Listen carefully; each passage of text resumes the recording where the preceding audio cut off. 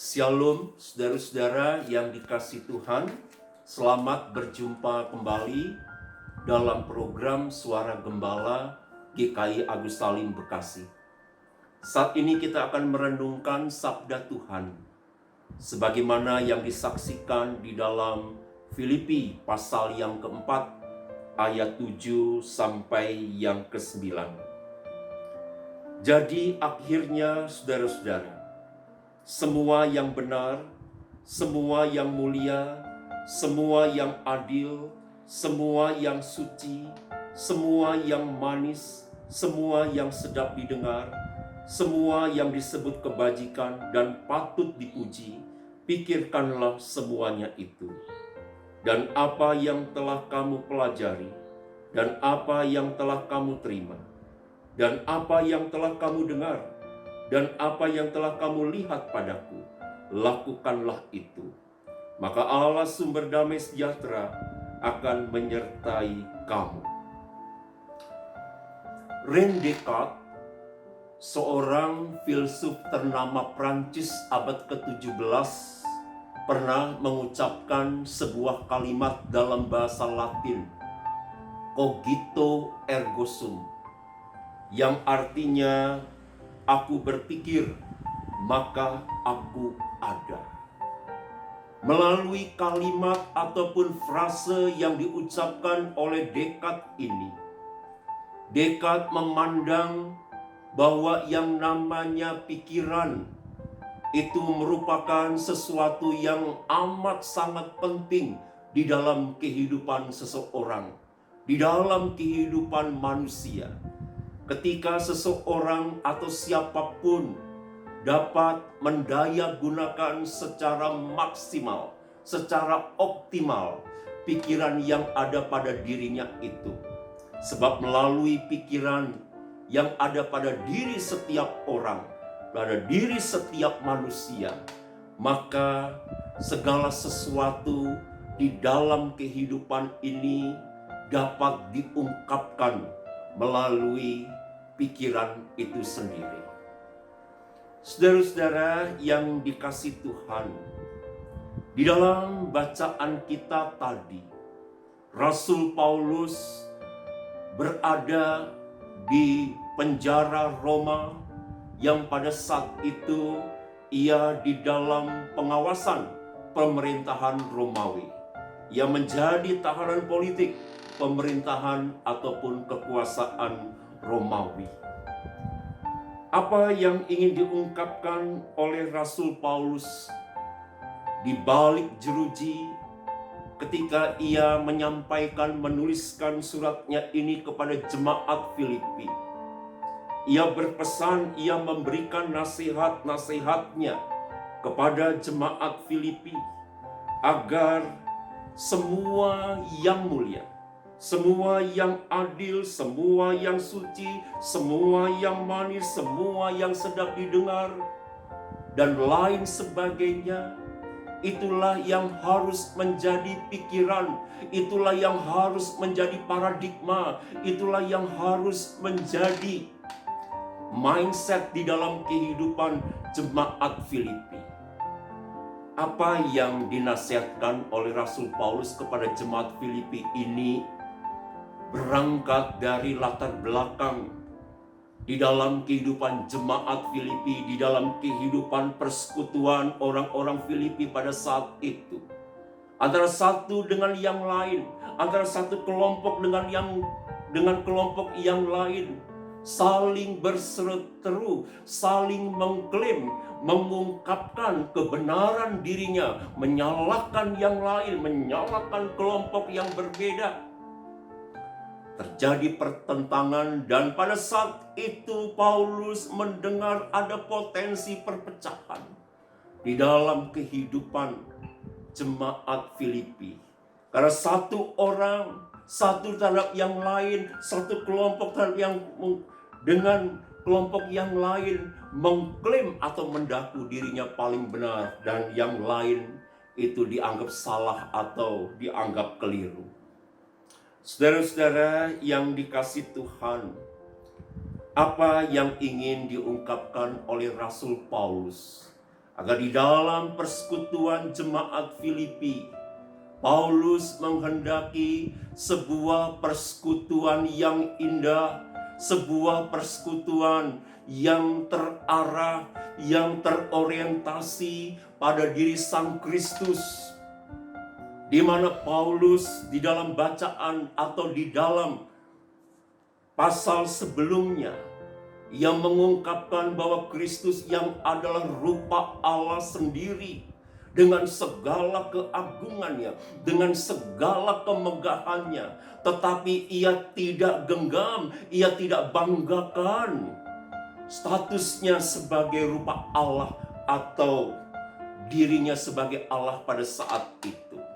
Tetapi justru Paulus ingin mengatakan, justru di dalam segala kemegahan, keagungan, kemuliaan Sang Kristus itu, ia menyatakan dirinya sebagai seorang hamba. Ia mengosongkan dirinya, ia memberikan hidupnya bagi manusia.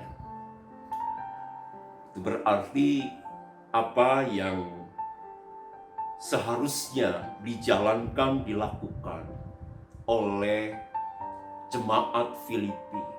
Sikap kerendahan hati, sikap yang mau peduli, sikap yang mau mengutamakan orang lain, itulah yang harus diwujud nyatakan, itulah yang harus diperjuangkan. Paulus mengatakan kepada jemaat Filipi agar semua yang benar, semua yang mulia, semua yang adil, dan semua yang baik itu yang perlu dipikirkan. Dipikirkan bukan dalam pengertian secara akal budi saja, tetapi pikiran di sini mengaitkan dengan seluruh perasaan, seluruh perilaku, seluruh kehidupan sebagai orang yang sudah diselamatkan oleh Kristus. Dan keselamatan yang utuh itu, itulah yang dicerminkan di dalam mewujud nyatakan kehendak Tuhan, di dalam memikirkan segala sesuatu demi kebaikan sesama, demi kebaikan sebanyak mungkin orang. Saudara-saudara yang dikasihi Tuhan, ketika kita akan memasuki atau sedang memasuki adaptasi kebiasaan yang baru, tentu di dalam kehidupan kita, khususnya ketika sebentar lagi kita akan memulai kebaktian onsite, kebaktian di gedung gereja. Bisa jadi saudara-saudara saat ini di sini kita berpikir, kita beribadah, memuji, memuliakan Tuhan di masa pandemi COVID-19 dalam fase adaptasi kebiasaan yang baru dengan pikiran-pikiran yang bermacam-macam. Ada yang berpikir senang, gembira, ini yang diharapkan karena sudah sekian lama, sekian bulan tidak kebaktian onsite, tidak kebaktian di gedung gereja. Itu yang mungkin menjadi salah satu pikiran kita, saudara-saudara. Tetapi juga tidak bisa disangkal di antara kita juga berpikir bahwa kesempatan dengan gedung gereja dibuka kembali, kita akan melakukan ibadah onsite, ibadah langsung di gedung gereja dengan pikiran yang khawatir, pikiran was-was. Bagaimana ya kalau seandainya, ini mudah-mudahan tidak terjadi saudara-saudara ya, kalau misalnya ada orang yang sebut saja menularkan virus corona terhadap orang lain ya.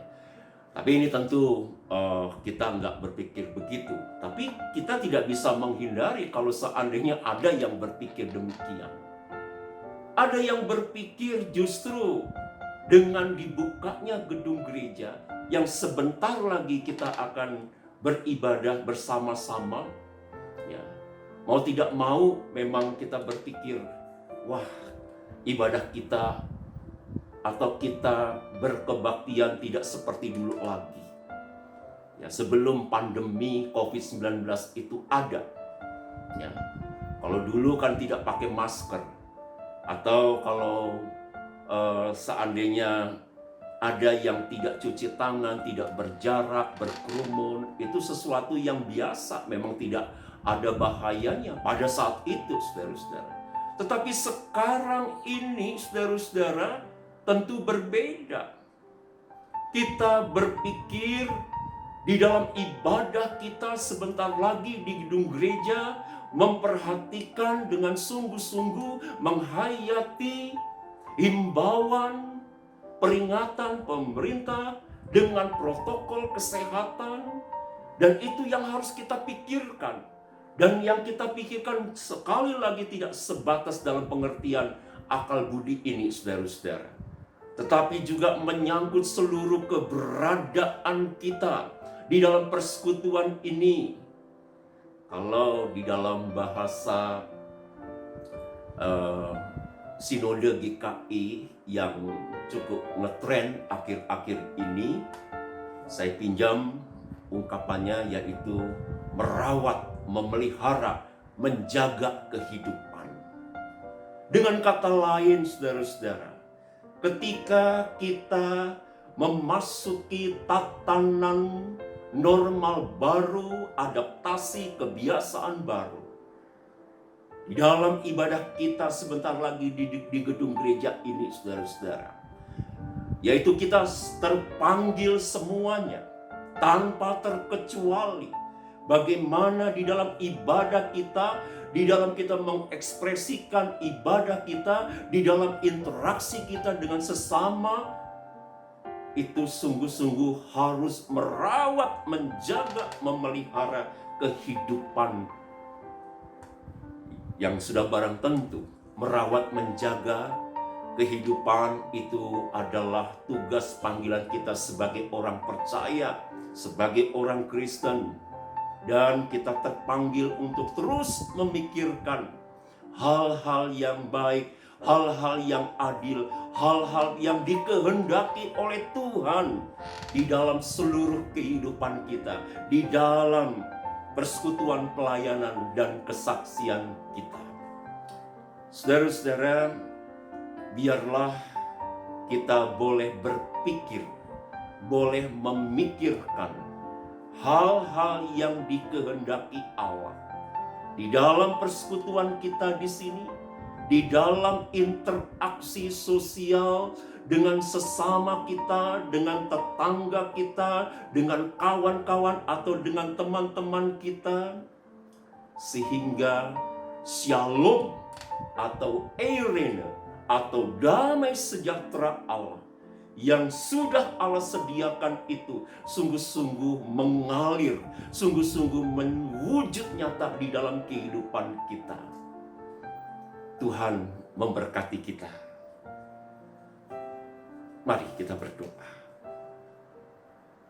Bapa yang Maha Kasih, di dalam Yesus Kristus Tuhan kami, biarlah kami mendaya gunakan pikiran kami, paradigma, mindset kami untuk merawat, menjaga kehidupan yang Tuhan anugerahkan kepada kami.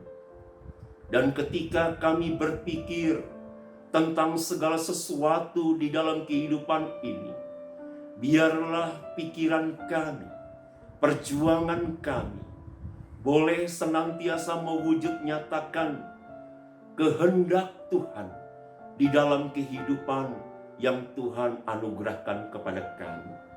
Di dalam Yesus Kristus kami serahkan semua ini. Amin.